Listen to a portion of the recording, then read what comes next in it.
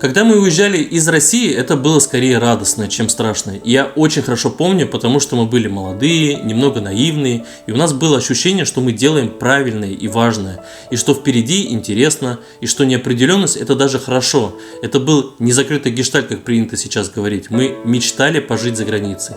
Но переезд из Сербии и из Субботицы – это уже совсем другое дело.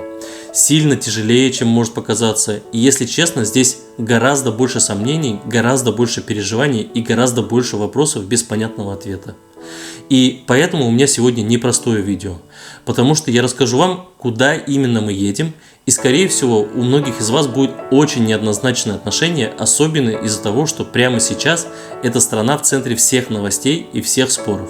И скорее всего много напишите после просмотра этого видео.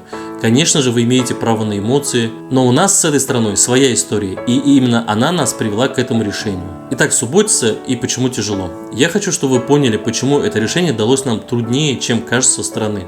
Субботица – это маленький город, тихий, спокойный, и, казалось бы, именно поэтому легко уехать. Но что тут держит? Но парадокс. Именно поэтому и тяжело. Потому что в маленьком городе ты очень быстро становишься своим. Мы идеально тут вписались, тут у многих семей от 2 детей, как у нас, и примерно с такой же разницей, поэтому старшие дети ходят в одну школу, а младшие в один детский сад. А так как тут принято на день рождения одноклассника приходить с младшим братом или сестрами, то все друг друга хорошо знают и знают всю семью. Тебя знают на рынке, тебя знают соседи, родители из школы и садика – это уже не просто знакомые, это люди, с которыми ты пьешь кофе и обсуждаешь жизнь. Марк и Лука вросли в Субботицу, так как дети умеют вырастать быстро, просто потому что рядом хорошие люди. И мы с Катей тоже, работая из дома, мы все равно успели стать частью этого места. Поэтому это по-настоящему больно. И я хочу, чтобы вы это понимали, когда я буду рассказывать дальше. Почему все-таки уезжаем? Я уже рассказывал об этом подробно в ноябрьском видео. Про аллергию детей, про воздух, про то, почему это не переждать и не привыкнуть. Но коротко повторю для тех, кто пришел сюда впервые. Дети стали болеть, у них начали появляться аллергические реакции, которых раньше не было. И они не проходят месяцами. Весна – пыльца, лето – пыль и сухость, зима – дым от отопления углем и дровами в частном секторе. Что конкретно, мы так и не поймем до конца. Но каждый местный врач говорит одно и то же. Воздух здесь тяжелый, и с каждым годом это ощущается сильнее. Можно сменить квартиру, можно сменить район, можно сменить город, но воздух ты не сменишь. Аллергию ты не переспоришь. Мы начали думать о переезде. Да, многие с нами не согласились, но мы так решили. Как мы выбирали страну? Мы выбирали страну, исходя из 4 вещей. Здоровье детей и экология, образование и возможность продолжить учебу без жесткого обрыва, понятный путь для ВНЖ. Мы даже сняли целое видео про это, топ-20 стран, рейтинги и цифры. Переезжать в полную неизвестность с 2 детьми, когда они оба ходят в детский сад, даже в одну группу, это один уровень стресса. А когда один уже в школе во 2 классе, а второму уже тоже пора, это другой уровень. А переезжать туда, где ты уже был, где ты знаешь, как работает транспорт, медицина, как устроен город, это совсем другой уровень стресса. И вот здесь начинает вырисовываться один вариант. Есть город, в котором мы уже жили почти год, мы знаем его улицы, его рынки, его метро, мы знаем его плюсы и минусы. Это важно, там есть школа на сербском языке. То есть Марк сможет продолжить учебу без резкого языкового обрыва и при этом постепенно входить в новую языковую среду. Я пока не называю город, страну, просто потому что хочу, чтобы вы дослушали до конца, и вот почему. Поиск работы. Самое сложное началось после того, как страна была выбрана, потому что для ВНЖ нужно основание. Первое, что я начал делать, это искать работу.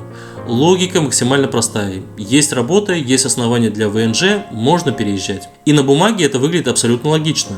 Я начал откликаться, общаться, выходить на интервью, писать компаниям напрямую, пробовать разные подходы. И в какой-то момент я был уверен, что я делаю все правильно, но результата нет. Когда у работодателей есть выбор между человеком, который уже находится в стране и не требует оформления, и человеком, которому нужно делать ВНЖ, ждать, оформлять документы, чаще всего выбор будет не в твою пользу. С другой стороны, путь через работу – это не тот путь, на который можно опереться как план. Может получиться, а может не получиться. Могут взять на работу, все хорошо, ВНЖ на руках, но могут и уволить, и ВНЖ нет. Я в отдельном видео расскажу обо всех видах ВНЖ в этой стране, какие проще, какие нет, где есть воссоединение, а где нет, и так далее. И тогда мы начали смотреть другие варианты, раз с работой не срастается. Изначально я этот вариант вообще не рассматривал, потому что он сложнее, дороже, но чем дальше мы шли, тем больше понимали, что именно он дает нам то, чего не дает работа. Суть в том, что Катя, как удаленный специалист, открывает компанию, трудоустраивается в нее сама, и это дает нам основание для ВНЖ через занятость. Звучит просто. На деле это юрист, это регистрация, это налоги, это понять, как все работает в системе, это деньги и это время. Но мы все-таки решили пойти именно этим путем. Мы сейчас в самом начале пути. Запустили процессы, договорились со школой, куда Марка возьмут в 3 класс, а Луку в 1. Марк закончит учебный год, здесь в Субботице, Лука садик. Переезд мы планируем в июле-августе 2026 года. Отвечу сразу. Конечно, в первую очередь нас беспокоит одна вещь. Марк и Лука снова будут адаптироваться. Снова новая среда, новые дети, новые правила. Марк уже проходил через это, Лука тоже, хотя он помладше и, может, ему было чуть легче. Но мы думаем об этом каждый день. Мы стараемся делать это правильно, объясняем, готовим, не скрываем, но все равно стресс для них и для нас. Пришло время рассказать, куда мы переезжаем. Эта страна прямо сейчас в центре всех новостей. Я не преувеличиваю.